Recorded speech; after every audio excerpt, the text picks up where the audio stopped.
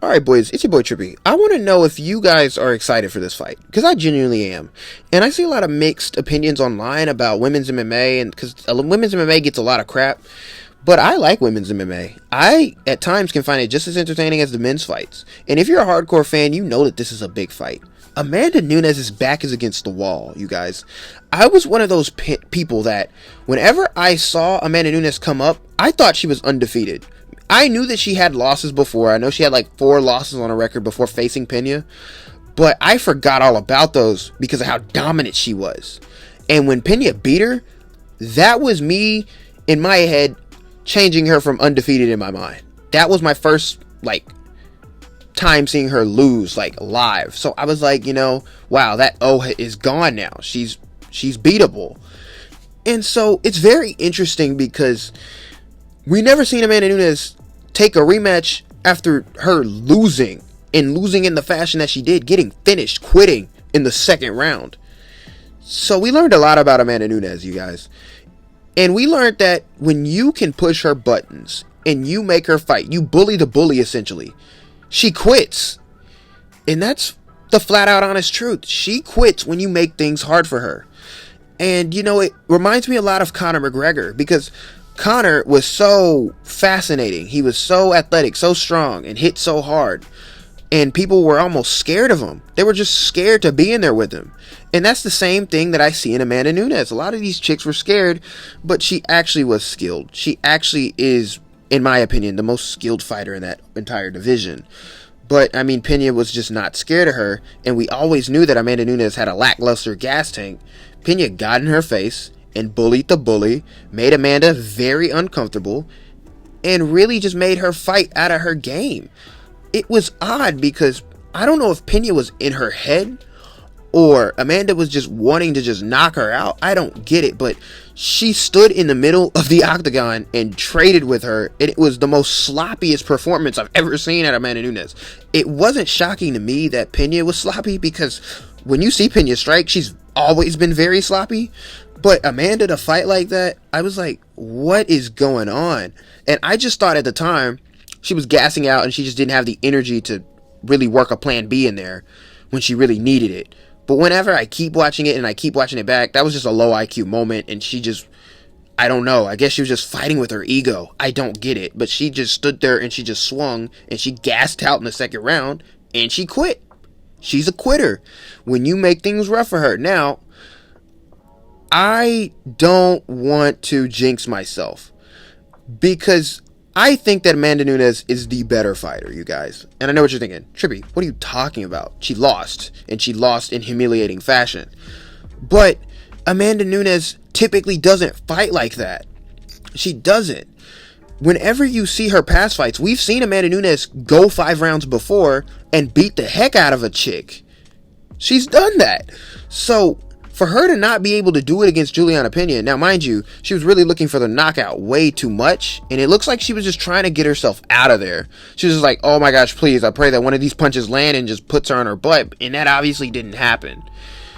But man, I think Amanda Nunes is the most skilled fighter in that division, and that was, in my opinion, just a bad plan, a bad fight, a bad night for her, But I say that I think that Amanda Nunes should win, but there's reasons why I have that doubt in my mind that she's probably going to get finished again. And it's simply because, one is the cardio. We don't know how her gas tank is going to be. If her gas tank is just as bad as it was in the first fight, well, you guys expect history to repeat itself. But if Amanda fights smart and she just looks to technically just outstrike Peña, because I do think that this is going to be a fight contested on the feet. Because whenever I really look at it, I don't think that I think Amanda Nunes may be able to take Peña down, but I think that they're both almost equal level grappling, to the point where I just think that they're both, if one of these girls touch the ground, they're going to get right back up. So I think that it's going to be contested on the feet again. And what is Peña going to do this time on the feet? Is she going to try and march forward again and try and gas her out again? It's not a bad game plan if she does try to bully her again, because Amanda could just get tired and quit again. But I think I know which Peña is going to show up. It's going to be similar to the first one. Maybe she tries to grapple Amanda, but I think Amanda is skilled enough to stop her takedowns. maybe.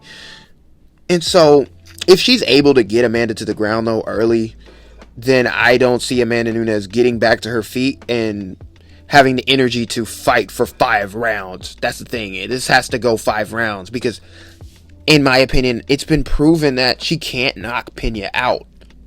So, what's left to be seen is Amanda just simply outfighting her.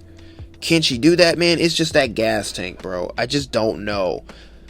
Because if Peña is able just to walk through her shots and just continue to be in her face, I don't see Amanda surviving that. I don't. And I think that it's going to be a nasty slugfest again, and Peña's going to finish her again.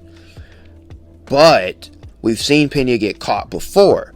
We've seen Germaine de Randamie, a striker with horrible grappling, submit her. So it can happen. Because, like I said, Amanda is all around the better fighter. She can, if Peña comes in there and she tries to brawl with her again, she can shoot for a double leg and get her to the ground and catch some of her breath back. She could focus on calf kicks because Peña's leg is there to be kicked. She could jab her, although Peña showed to have a better jab. She could simply just outstrike her, outpoint her. She's the better striker. She's the better grappler slightly. She's just all around the better fighter, but the liability is her gas tank and her mentality. If things start going bad for her again, and it starts getting ugly like it did last time, there's no doubt in my mind that she's probably going to quit again. She's not going to hang in there. Now, if Amanda loses, I think she's going to retire. And this is where I doubt Julianna Peña just a little bit, is that she's not the better fighter. So, I know beating the chick twice, it would make you think that she's the better fighter, but this is what I mean. I can see Peña losing to the girls that Amanda beat already, dominantly. I can see her losing to Holly Holm. I can see her losing to Germaine de Randamie again, because she already did. I can see her losing to Valentina Shevchenko. I can see Shevchenko embarrassing her. So, it's just kind of like, it's like the Cody Garbrandt situation where her team just created a chick that can beat Amanda Nunes, but not necessarily dominate her division. This is going to be interesting.